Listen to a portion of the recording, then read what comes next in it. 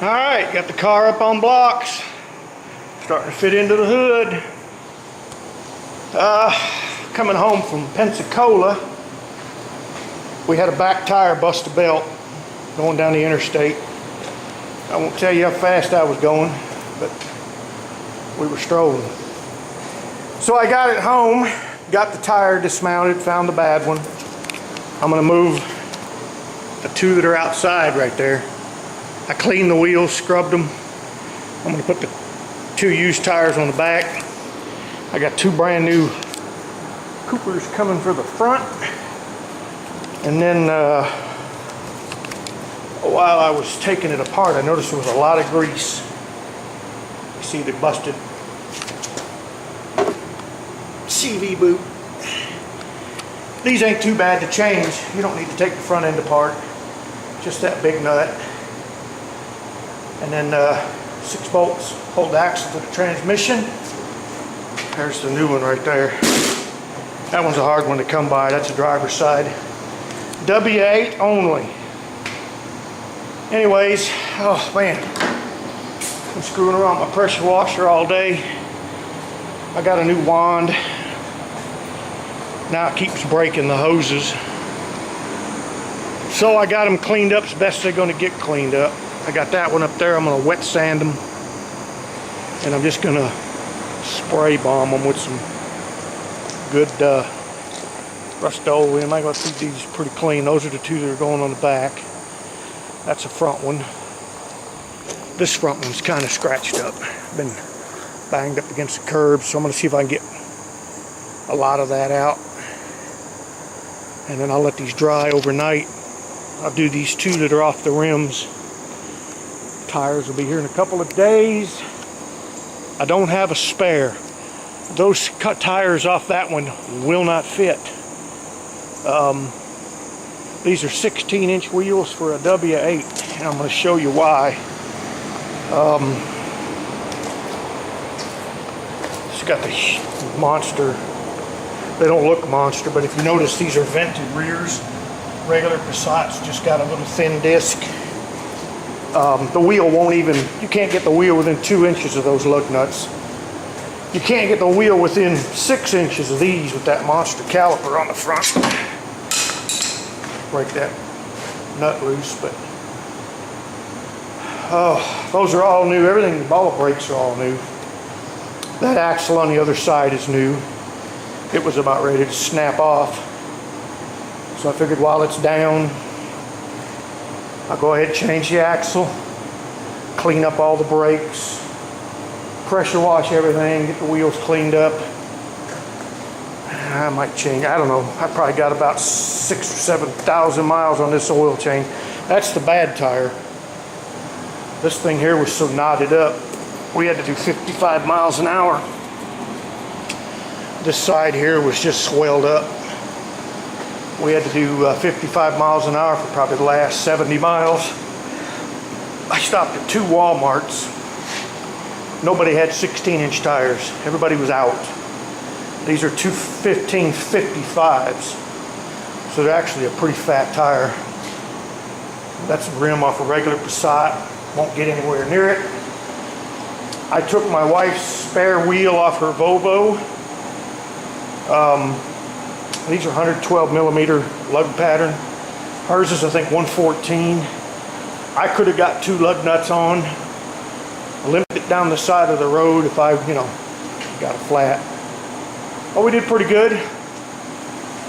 2 tanks, 1 tank there, 1 tank back.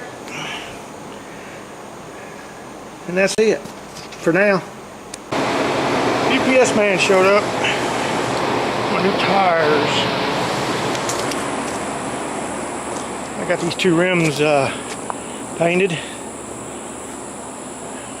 That's just some Rust-Oleum silver. That's all it is right there. We got the rotors painted in the back. And this is all you need to change that front axle. Okay? Most of them are going to have, this is a 17 millimeter Allen. It's a monster. And then the insides are going to be 10 millimeter, what they call a 4 square. Okay, they're not a Torx. They're 4 squares, which I think is a 16 side, 12 or 16 side. But you'll need the 10mm one to do the axles. There's like 6 bolts around that axle, you can see them. Then you turn the wheel hard right to take out the left axle, and then you shove the axle up here in this corner and push it back. It'll come out the front, pull it out.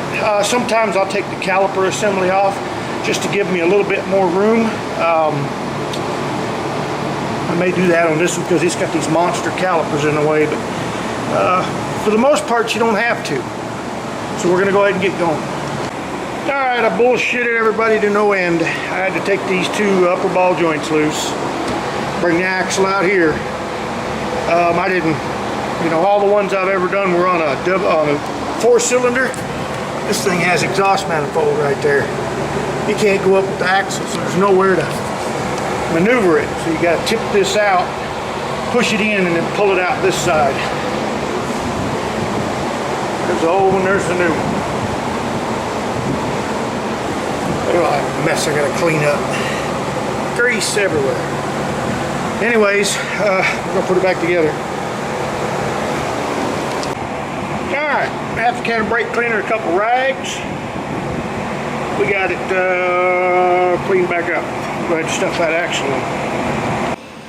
There's my wheels all painted up. Fixing to mount the tires. Got the new valve cores in them. Put a little soap on them. Pop right in. Just going to show you something on these tires. On one side by the DOT number, see that 1617?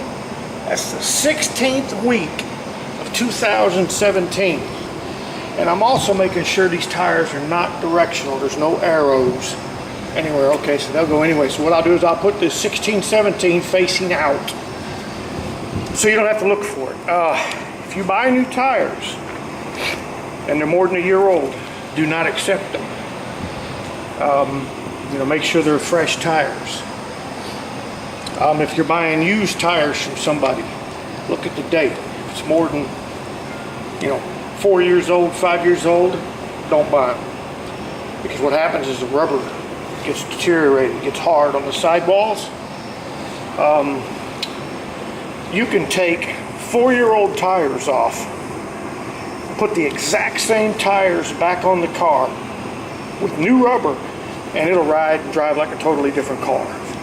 Because the rubber has a totally different characteristic than old rubber, if that makes any sense. Alright, soap is your friend. That's a 50-50 mixture. I'm going to soap up the beads. That thing's not pop them right on.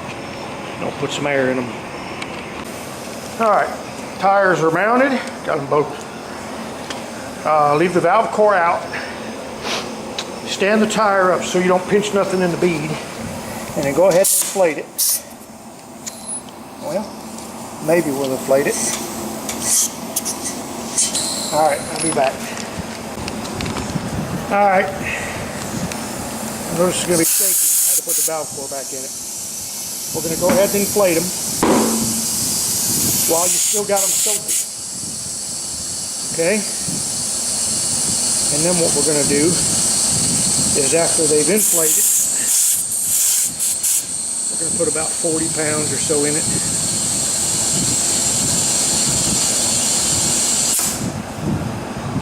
We are going to deflate them. And what that does is it allows that bead to relax. So if it came on crooked or got bent, it will relax on that rim. And then we'll go ahead and re-inflate them. We'll do them both that way. My brother-in-law taught me that trick. He's been mounting and balancing tires, you know, his whole life, and he's as old as I am. And he said, you'd be surprised. This line around the bead will be crooked, where it'll mount up pinched in here, and it'll be out on this side. When you let the air out, it'll just pop right back into place. All right, got everything done.